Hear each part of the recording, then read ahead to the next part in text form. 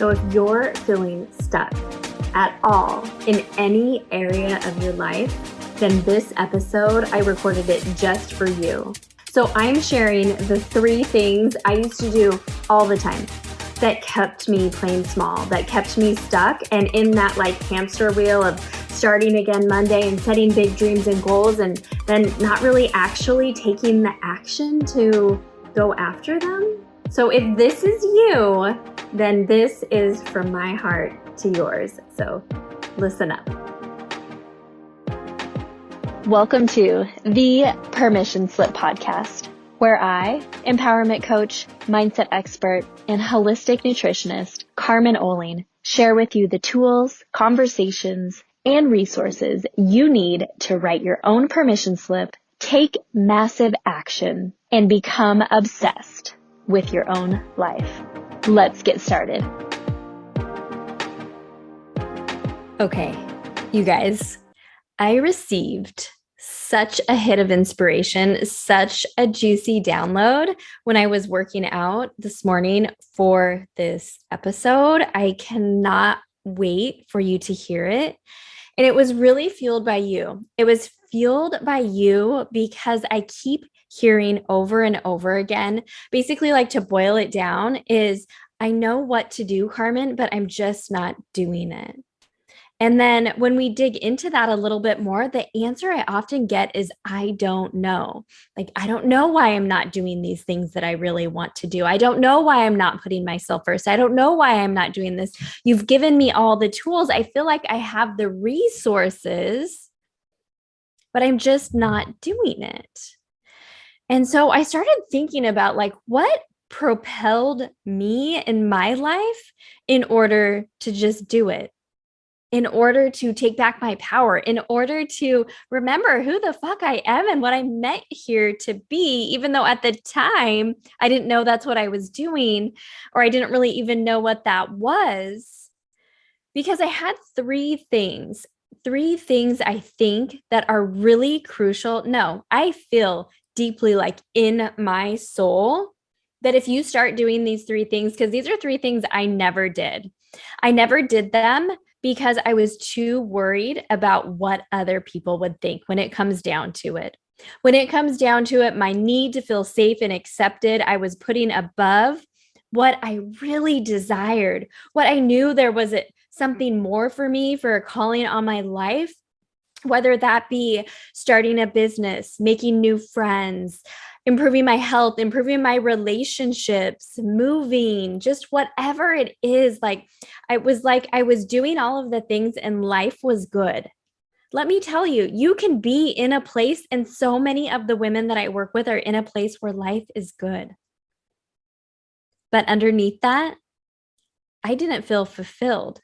I felt like something was missing, and I put so much fucking pressure to prove on myself that was unrealistic in ways that weren't actually aligned with my highest self, with my biggest calling. It was all based on what others thought. So I'm sharing these 3 things that I never did, because if you can flip the switch in your life like I did and start doing them, shit changes. You start getting unstuck. You start building confidence. You start taking your power back. You start doing what I started the show in saying, and you remember who the fuck you are, because what happens, we're born and we are this amazing, magical human being.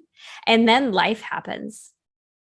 Someone told us we weren't good enough. Someone forgot about us. Someone skipped over us. Someone didn't pick us.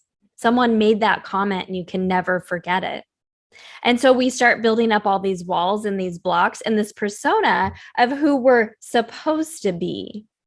But it's not until when you can dig in and figure out who you truly are, your truest essence, and what you truly desire, that things start changing for you. So let me just get into this, because I'm being so high level now. And this podcast is all about you being able to listen to this in 20 minutes or so and get something and try it right away. So there's 3 things that I used to never do that I want you to start trying out in your life. And again, it's all about trying it out, getting curious, and being a witness of it all instead of a judge. Oftentimes, we're so fucking hard on ourselves and judging ourselves for what we should have done. And that energy, again, is low vibe. We want to stay high vibe. Okay, the first thing I used to never do was ask. I'm just going to let that sit with you for a minute. Asking. And there's two ways I want to talk about this. The first one is asking yourself better questions. Instead of trying to figure out what's the next best XYZ, how do I get the strategy to grow my business, to lose the weight, to improve my marriage, to save more money, to pay off my debt, to do all the things, instead of asking what that is, dig into better questions for yourself. And if you can understand yourself a little bit more and why you're making these decisions, why things are triggers for you, why when X happens, you do B, and then when B happens, you always numb out this way. If you can understand a little bit more and have more self-awareness for yourself and start asking better questions, like that's really where the magic happened. So the one thing that I started with years ago, and I know if you follow me on Instagram, you see it all over my stories, is journaling. And when I first started journaling, I would use journals that gave me journal prompts. So daily questions, often they were the same thing over and over again, which I actually enjoy because I would write similar things that I really want to manifest as my highest self into my life or how I wanted to feel. And sometimes they were different journaling questions. Sometimes I want to have anything at all to write, or I would write like the most high level thing and not really dig in. I mean, that really happened more times than not. But where the magic happens is when you consistently start asking yourself these better questions, then what happens in creating the space for that, because again, that's another thing that I hardly ever did. I didn't create the space, but this morning routine I had on lock. I would do this like nobody's business. And every now and then breakthroughs would come through. Self-awareness things that I didn't even know were there would pop up. Ideas and dreams that I didn't even know that I had would come through. So if you're like, oh, I tried that journaling thing and it didn't work, like I want you to try it again and just be a witness of it all because it works. It works. It works. It works. And I'm so excited. Actually, I should share this on the pod now. I don't think I've shared this yet. That next month, April 2020, I am coming out with a journal that will help high performing women be able to consistently have a journaling practice and have these breakthroughs, in addition to be less overwhelmed in their life, because the system that I've created for this journal allows you to get all of the things out of your head first so you can be clear and really check in with yourself, and gives you a vision for your week so you're just not so anxious and rushing all the time. Like I'm so excited about it. That's all I'm going to say right now on it. If you want more information, if you want to be the first to know about the journal and have like exclusive access to the journal, to events, to masterclasses, all the things, like go to carmenoling.com/journal, put your information in, I'll email you. And yeah, we will be besties around that journal thing. So even if you're like slightly curious about starting journaling, or even if you are an experienced journaler, this can help you too. So going back to the things that I never did and I switched to doing them and things really shifted in my life was asking. It's a two-parter. Asking myself better questions, becoming more self-aware, because you can get all the how-to, you can get all the strategies, you can get all the supplements, you can get all the things. But if you can't get past how you're holding yourself back in your life through self-awareness, through journaling, through sharing vulnerably, through connecting with other high vibe women, like you're not going to be able to get there. So the second part of asking is asking for help. You know, I was doing a coaching call yesterday and we were talking about worrying and then numbing out at the end of the day. And she told me that oftentimes she'll plan out the meals for the week and want to go home and make this delicious meal for her family, her kids, and her partner. And by the end of the day, she just is so tired and just doesn't want to do it that they end up eating out a lot. And if this is you, so listen up here. And so what I told her, like, well, how often do you ask for help around this one idea? And you can input any idea, it doesn't have to be cooking dinner. And before she kind of was thinking about it, and before she answered, I said, because let me go ahead and raise my hand right now. I used to think that I had to be the one to plan and prepare and grocery shop and cook all of the meals, because one of the things that we valued as a family was sitting down and having that home cooked meal together as many days as we could out of the week, because that was our time together. But I put so much pressure on myself that I needed to be the one to do it, that I no longer really liked it. It was like a chore. And so after sharing that, she's like, I don't really ask for help. And she has a 13-year-old. And so I was like, wouldn't it be awesome to cook together with your daughter? Wouldn't it be great to get your 3-year-old in there and start cooking? Wouldn't it be great if you cooked once and then your partner cooked another time, and together as a family you planned what you wanted to eat for the week and you shopped together and you made it a whole experience instead of thinking I have to do it all myself? How would that change things for you? And she really started thinking about it, because here's the thing is there are so many areas in our life where we feel like, okay, no, let me just go ahead and speak for myself. Where I used to feel like if I asked for help, it would be a sign of weakness, that I couldn't do something, that I wasn't smart enough, that I wasn't good enough. And going back to that need, I wouldn't be safe and accepted. And so it really, really held me back because there was so much pressure. And what happens when you're putting pressure on yourself? You have that stress and that worry and that anxiety.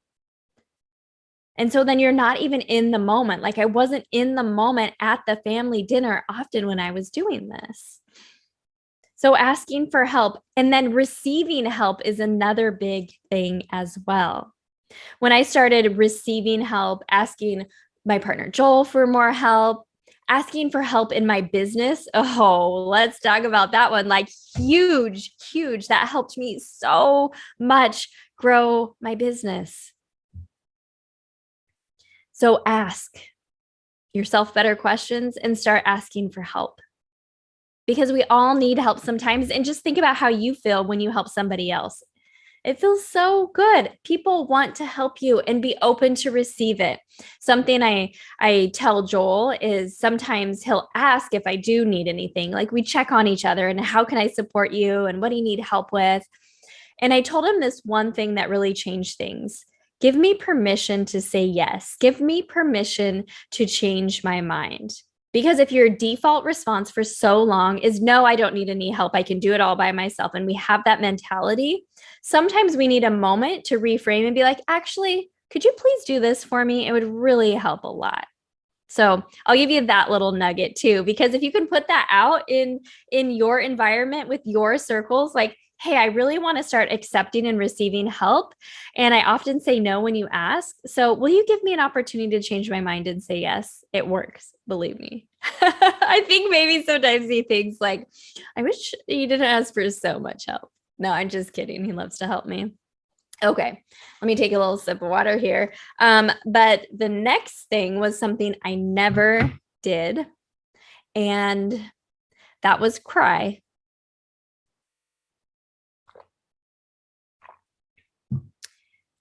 Oftentimes, I didn't allow myself to feel my feelings.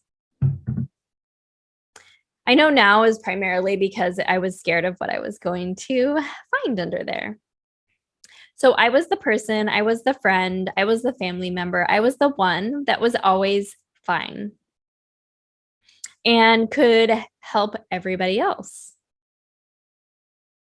But because I didn't give myself permission to feel, and I put on this persona of being fine all the time, it was almost like I was dead to experiencing anything. experiencing the highs or experiencing the lows. I was just always level. What would it be like going through life where you can experience with so much connection and engagement in your body? You're just like embodying so much joy because you allow yourself to feel it. I can feel that now.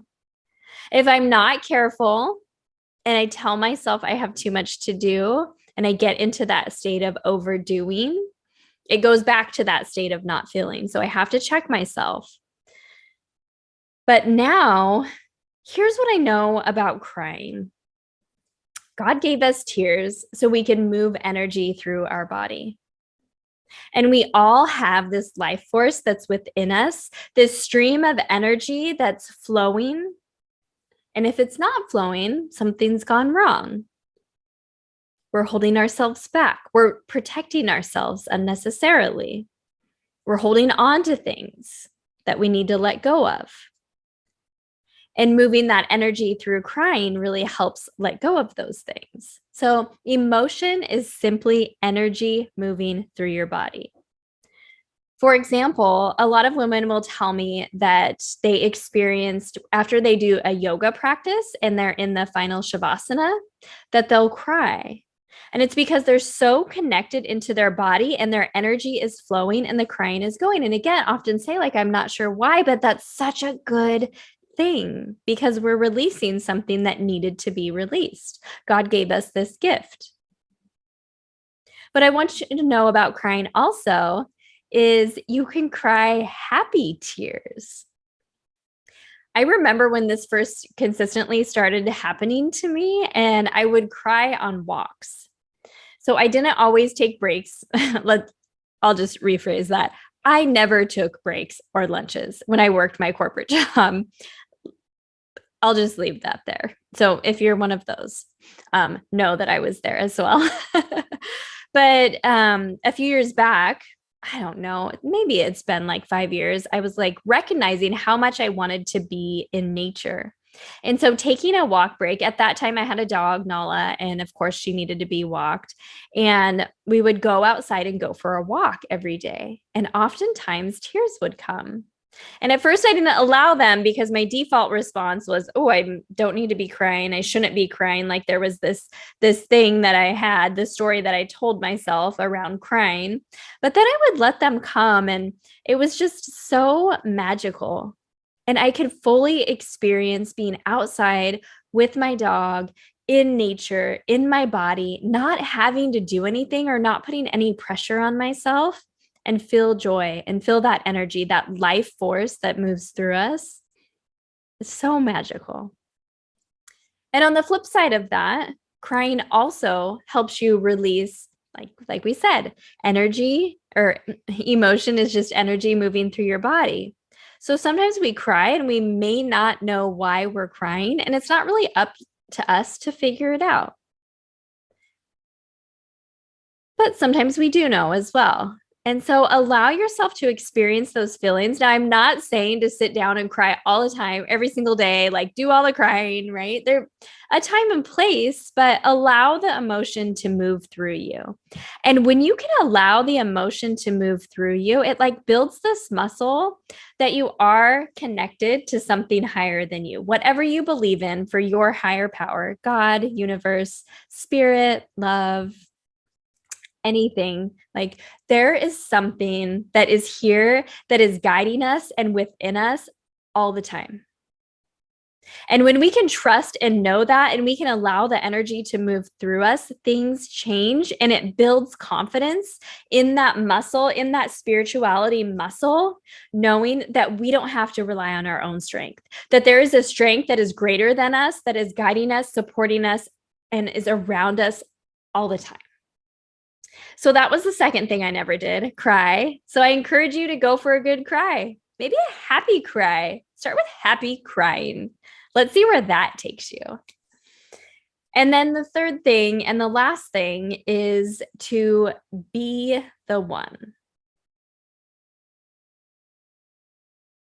I don't know if you've ever heard me say, but like join me in being the one to show the world like how freaking amazing life truly is. Something I've talked about over the years is like designing and building a life that you don't want to escape from, that you're not waiting for the weekend or for that vacation, that you're able to enjoy it each and every day, even if there's challenges, because, hey, at every new level that we're at, every new level of consciousness and awareness and growth and business and up-leveled friendships and relationships, just every new part of our life, if we're in this life and fully engaged, it's going to bring challenges. But when we know that and we know that we're guided, we can step into it with ease and excitement, because challenges in life bring excitement. Because what happens when you get to the other side of a challenge? You have so much confidence. You feel so good about yourself. Hey, maybe you'll even happy cry. So I want you to join me in being the one. So what did I start doing? Be the one to try things first. Be the one to volunteer first in groups, or to maybe raise your hand and ask a question. Let me tell you, I never used to do this. And I would pride myself on being the best fucking note taker. So I would be listening and I would get all the juicy nuggets and I would write it down, and my paper would be so organized and it would be so wonderful. And I would read it. And then what would happen? All my really wonderful notes I was so intended on taking action on would go in the drawer, and I would get back to my never-ending to-do list and my shoulds and my pressure to prove and what others thought of me. And I wouldn't fully take action on any of those things that I beautifully wrote down. But I found when I started raising my hand, when I started going first, that little moment of courage and vulnerability built a new fire inside of me. It built a new fire that, like, hey, people do accept me when and value what I have to say. Like, that was there, that I didn't have to be so closed off and always protect myself. And let me tell you, when I get pushed to an uncomfortable situation, I still do this. So I really have to check myself. But just knowing that you can be the one to have a different opinion, to do it first, to raise your hand, because then and only then is when you start fully believing and trusting in yourself. So do you fully believe and trust in yourself today? Because something magical happens when you start doing this. It changes things for you. You change. And when you change and you can start showing up in a way that's the fullest expression of yourself in the moment, you start lighting up, then other people are connected to you. You light up their life. You're an inspiration and you don't even know it. So the one thing around here that I really forced myself to do was, well, starting my business was one, but for a long time, like, I was the one that started the business, but didn't really even talk about it. Yeah, I was one of those. So anyway, that's another podcast. But the other thing I started doing, I mentioned I did the morning routine with the journaling, and I did that for a long time. I also joined like online courses, and I joined some with like Lori Harder and Gabby Bernstein. This was like years and years ago. And I would do my morning routine, and then I realized I need people. And I'm not going to be able to make the shifts that I want in my life if I am not around other women specifically. Men, I love you, but I'm talking about other women specifically. And so I set a goal to attend 2 in-person events. Often for me at this time, they were empowerment events, but there was a few business leadership events as well, that I would go to the event. I wouldn't tell anybody else. And I would go by myself with the intention that I would make at least 2 new contacts that I wanted to foster a relationship with these women too.